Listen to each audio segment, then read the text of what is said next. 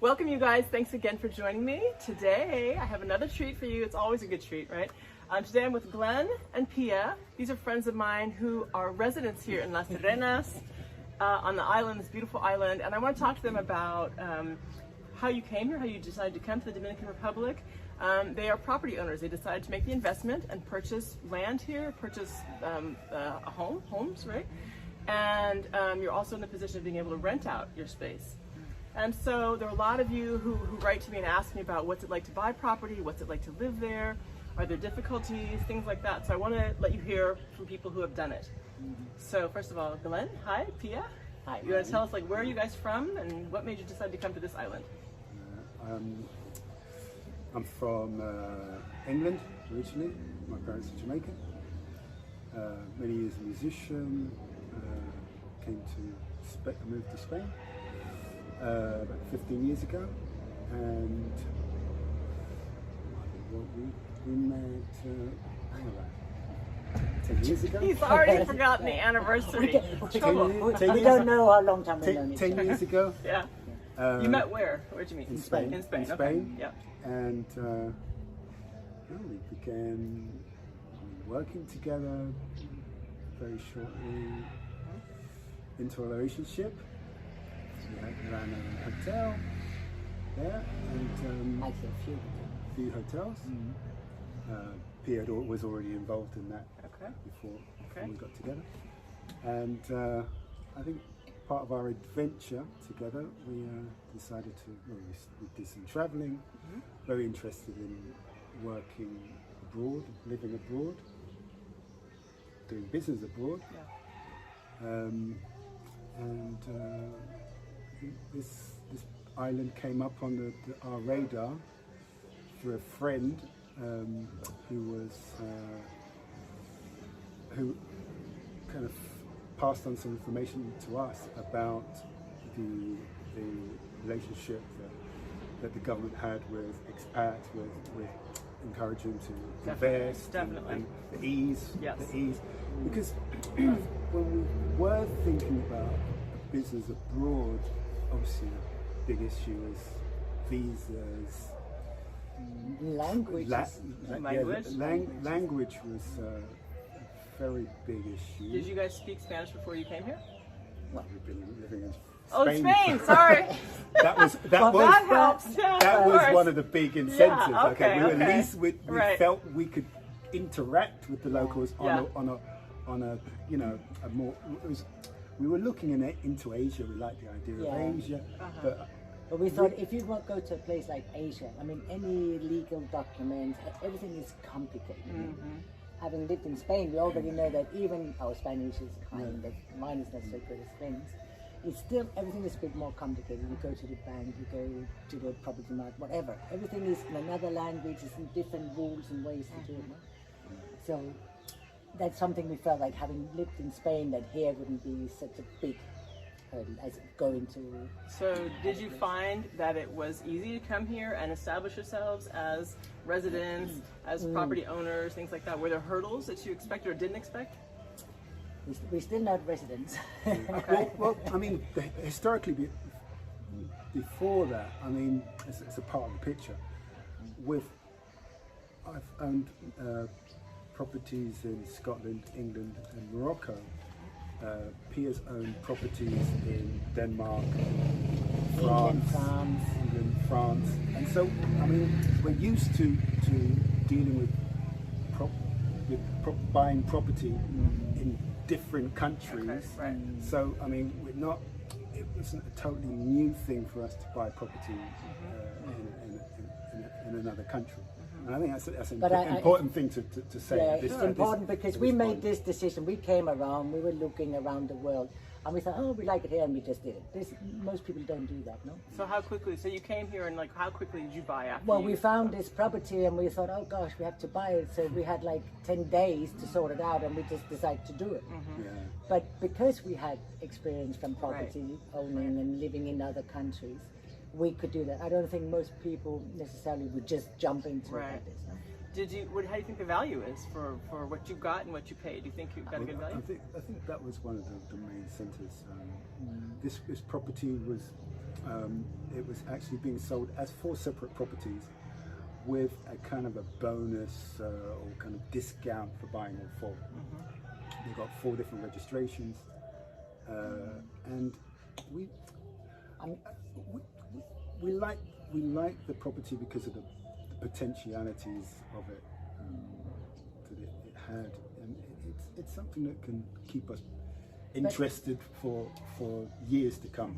So just so that the viewers understand, and you can explain on this, but they purchased a property where there's different structures. So that where we're sitting now, you can't tell, but this is one specific home.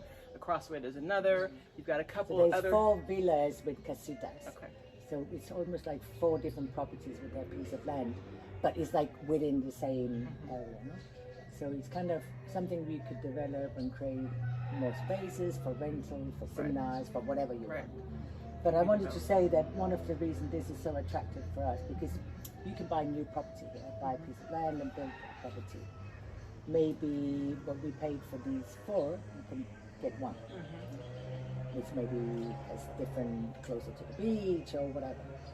But if you, in our age, we're both in our 50s now, we wanted to do something to kind of semi-retire, but we're not ready to retire and stop living and doing things. No? Right.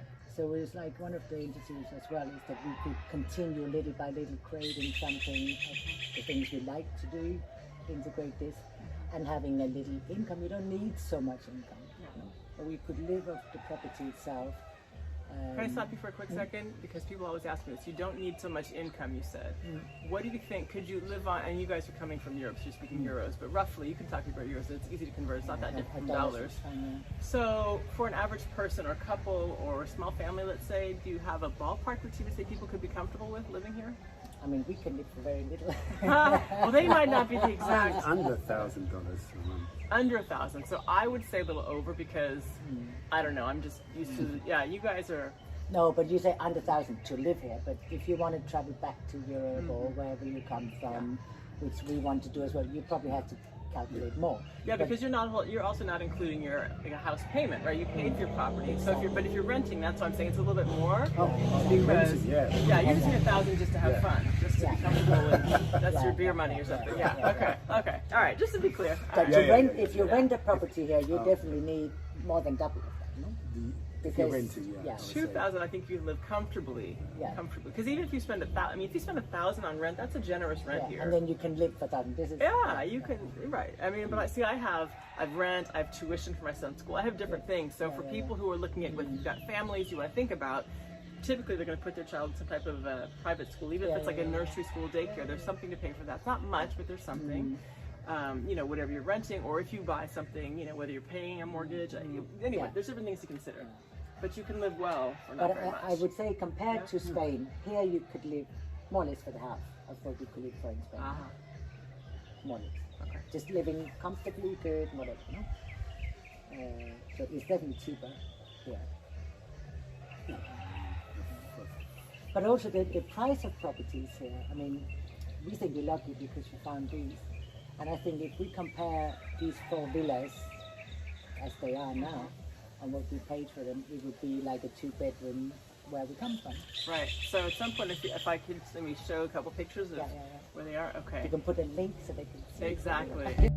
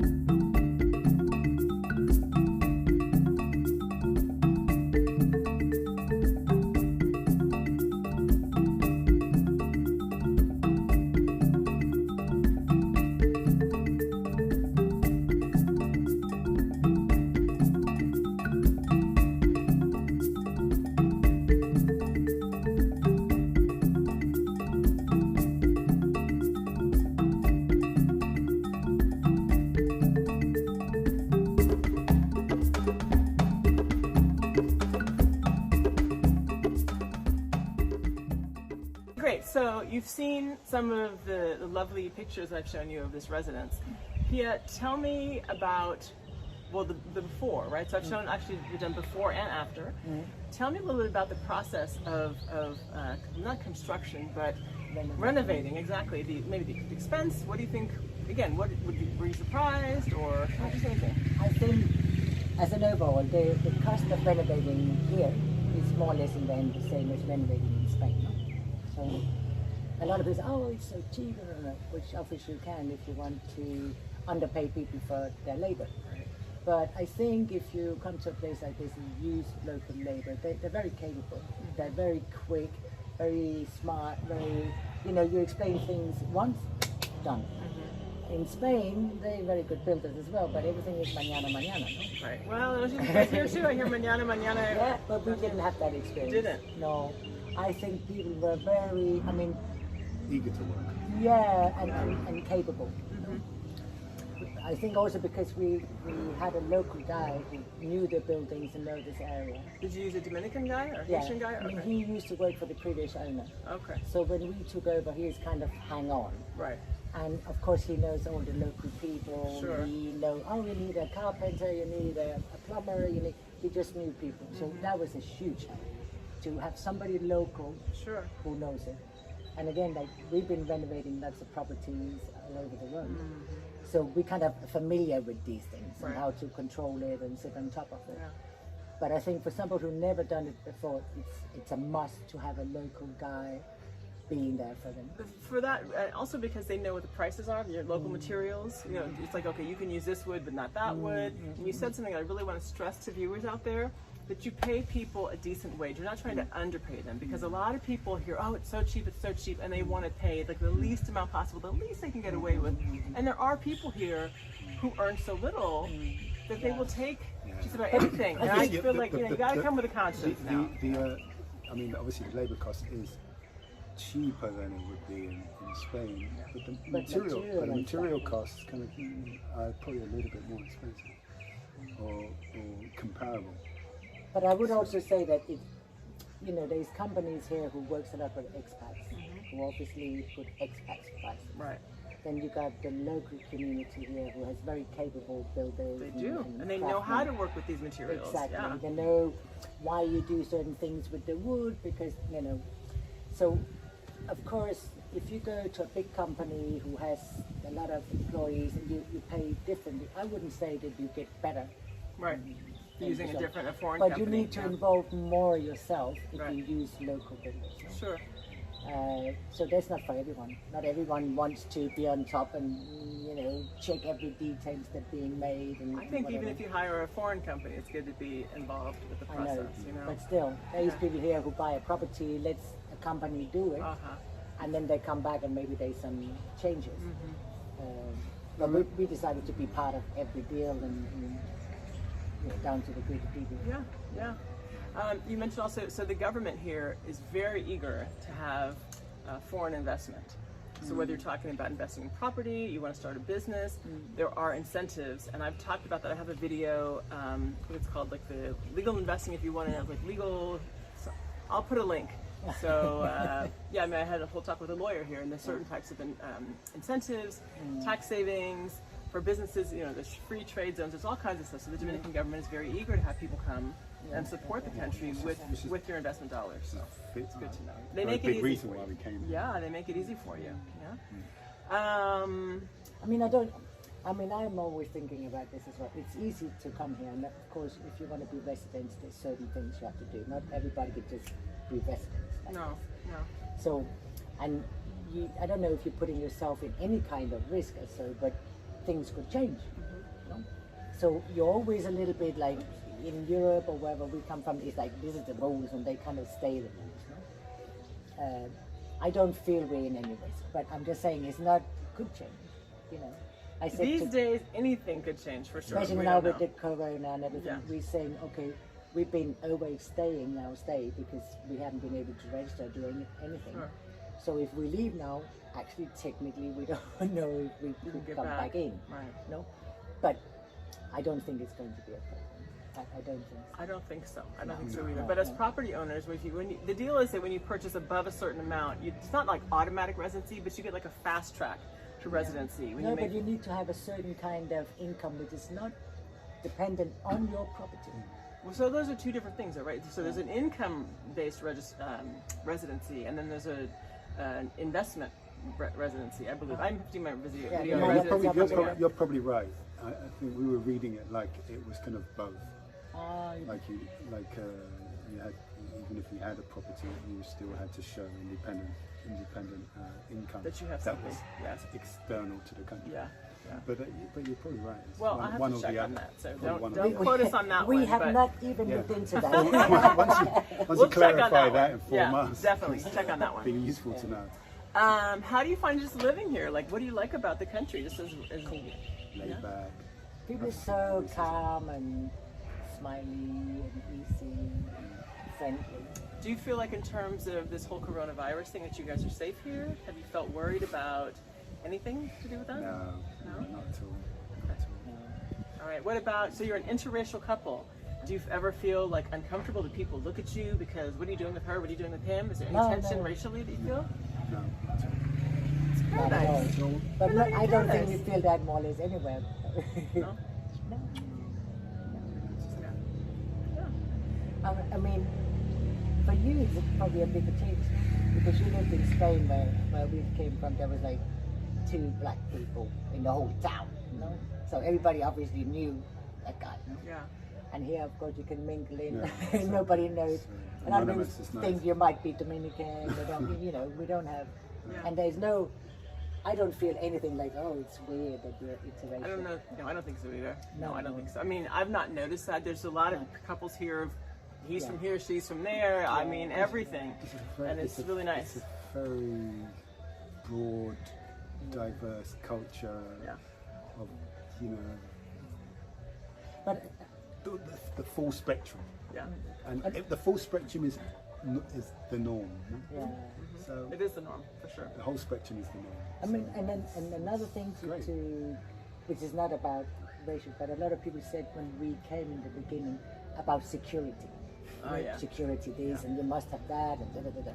I mean, we live with no security in any kind of way, really. And we wouldn't like to live in a different way. We live in a quite local community, no? Yeah.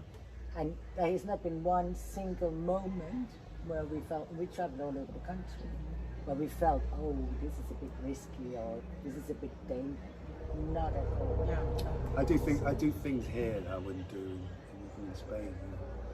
You know, I leave my keys in the bike, Oh, yeah. or leave bags outside in the you know, outside the supermarket. I Yeah, you leave mean, your I stuff. feel totally at ease. I don't feel like there's any real crime here. I trust the people. You know, there's the feeling like. You don't feel you have to. No, it's a So, very, for the record, their property is in a very local, like Dominican neighborhood. It's not super fancy, right? There's a little colmado, like a corner store there with people hanging out. We can hear the music right now. Yeah. From just down the street, you can go get your little whatever from the colmado. That's one thing you need to Anything you be need. aware of. If you Anything come you and need. live here, you will hear bachata all 24 hours a day. Yeah, definitely. Music is a huge part of the culture. Oh, yeah. But it's nice that It's you're not like lovely. behind the gates and far away and tucked No, up, you know, in a little enclave. It's nice to be part of the culture. And so if you are someone who's not used to living outside of your regular culture, I would just say be open. Yeah. You know, Dominicans are not dangerous. They're not threatening. They're No, not, no, you know, no, but you hear, no, well, especially with some recent things that have happened. Oh, it's not safe there and all. I'm like, okay, I have another video. My interview with the mayor. Is the Dominican Republic safe? I'll put that link up there because I don't have any. I never have concerns here. No. I mean, you have hear any like concerns. anywhere in the world that there's Well. things going on, but it's everywhere. It is everywhere. I mean, so what I hear about most often, if there's anything, which is not very often, is crimes of opportunity. So you know, you're on the beach and you walk over to the place and you get a drink or a meal. It takes forever, and you leave your wallet. Well, you know, mean- maybe, but even that, I haven't heard of that really. I had my sunglasses stolen on the beach, and it's a very funny story because I just put them down next to my flip-flops. We went out swimming, and there was this white lady passing, and we were like kind of waving to her and she passing. It's the only person who passed, and when I came back, my sunglasses Gone. were gone. Yeah. So you know. Yeah, that's the thing too, right? That's the thing too, because the stereotype is that, oh, it's going to be the black people stealing. So Yeah, it's like, yeah. you know, thieves don't have colors; they just No, are thieves, no, right? no. Yeah. And if you behave stupid and arrogant, I mean, you're in trouble everywhere in the world. Yeah, and that's the thing. There's really wonderful people here. There's really wonderful people where you live, I'm sure, and then there's people who you'd rather not be bothered with everywhere. No. But I'm just But, thinking there's been a lot of propaganda in certain towns here that you have to live in this community behind security gates and stuff. And I don't know why this thing is going on, because us living here or traveling the country never felt that would be a need. Let me ask you this: you've said you're both in your 50s. Do you have any concerns about health care? If something happens or what have you? We have healthcare. Yeah, you have to twist your arm to it. But I've been sick 10 days of my life, so I mean, not really much concerns about health. Yeah. And he probably wasn't really sick. It's just because he'd never been sick before. Yeah. They live a pretty healthy lifestyle, these two. But so we have 2 clinics in town, right? 2 private clinics. The possibility, because we're not close to a major city, if you need to get some place, there's air ambulance. My insurance happens to cover air ambulance just in case there's a major thing.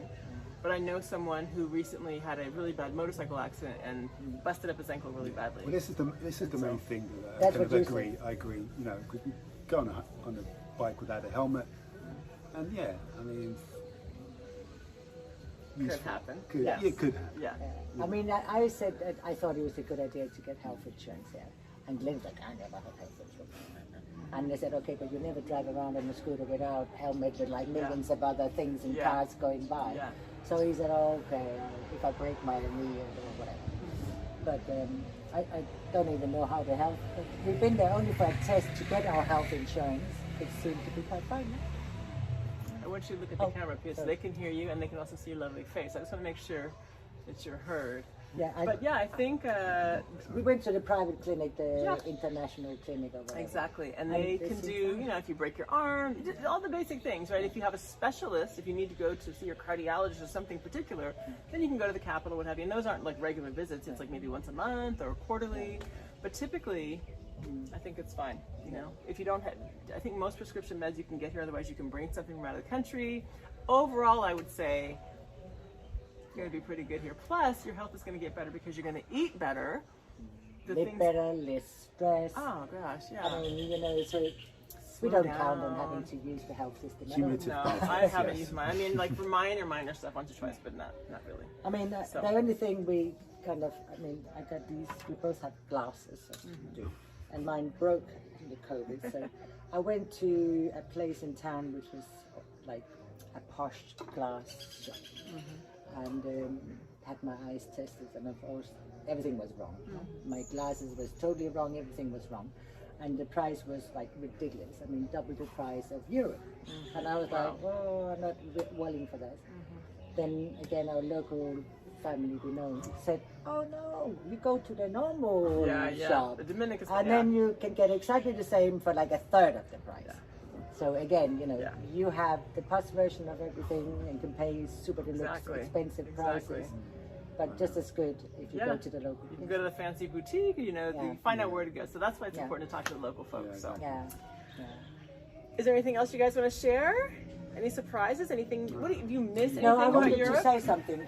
Oh, sorry. You want to say something? We brought our dog over, You did. They have a big old dog. which wasn't that expensive at all. I mean, a friend of ours advised us and say he paid something like, how much did he say he paid? He's 2 dogs.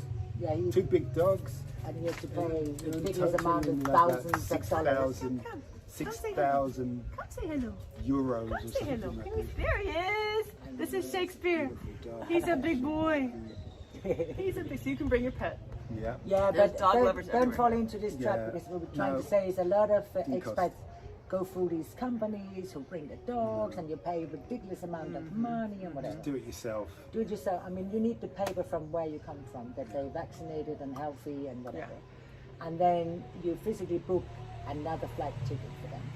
And most companies, at least from Europe, give you this option for It was 70 euros for his ticket, from Brussels to here, 70 euros. and then 70 euros for the From other part. Spain to Brussels. Hello. And we didn't like it at all, obviously. No. But it went smooth, and when we came to the border, they just No looked at the problem. paper, no Yeah. problem. Yeah. Yeah. There's plenty of people who bring their pets here, so. Yeah. There's no problem. You got something else, Pia? Yeah, I wanted to say now I've forgotten what it was. About surprises living Yeah. here, things you missed from home, things that you found here that you love. Yeah, but I think also there's a lot of people think, okay, to live in the Caribbean is this kind of ultimate dream, which it is.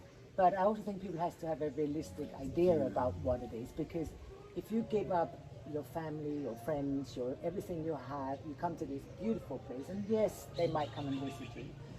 You know, you kind of, I think you need to do something, you know? You can't just do nothing and be on holiday 24/7 forever. It's not going to be for everybody, and you need a certain amount of, I don't know, maturity and self-motivation and stuff. Yeah, I mean, because we're very creative and we come here to do something creative, to be creative.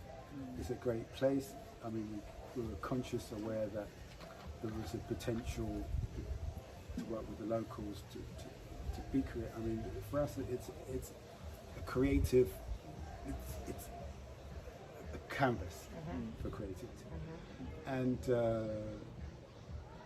so wherever you put us, we're going to find a way to be creative and to fill our time. Yeah, but also the creative is not just because we actually wanted to. There's a lot of young people here, and creative people and capable people here. Yeah. Oh, sorry, That's okay. I'm not I used to hear looking you. to our That's okay. and it seemed that all these things are not really used that much. It's like they can do everything, but they don't really see the reason for creating or making things here. Like if you go to Bali, for example, you know, every man is producing things and creating things. Here it seems very little, unless there's a real need or somebody asked them to do it again.